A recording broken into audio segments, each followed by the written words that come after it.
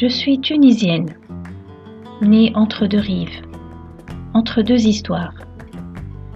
Et depuis toujours, j'ai senti que mon âme portait un feu ancien, un feu venu de l'autre côté de la Méditerranée, un feu andalou. Ce n'est pas une idée romantique ou une nostalgie vague, c'est une sensation concrète, une sorte de vibration intérieure, comme si ma mémoire allait plus loin que ma naissance, comme si je portais en moi des vies que je n'ai jamais vécues, des paysages que je n'ai jamais vus, mais que je reconnaîtrai les yeux fermés. La première fois que j'ai mis les pieds en Andalousie, j'avais 29 ans. C'était un voyage que j'avais planifié sans savoir vraiment pourquoi. Une envie pressante, presque urgente, d'aller là-bas. J'arrivais à Grenade par la route dans un taxi et c'est au détour d'un virage que tout a basculé.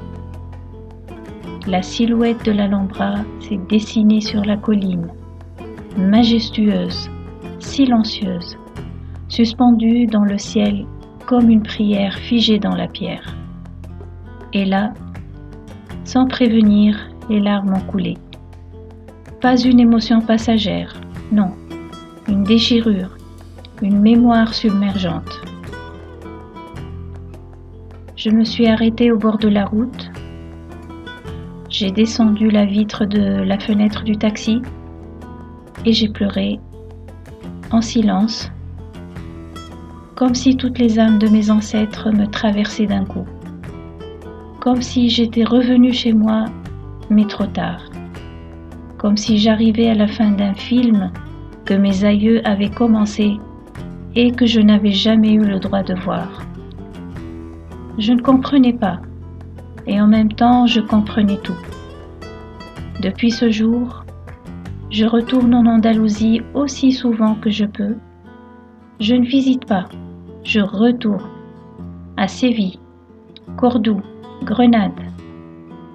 Je marche dans leurs rues comme si j'y cherchais quelqu'un que j'ai perdu il y a très longtemps, quelqu'un que je n'ai peut-être jamais connu.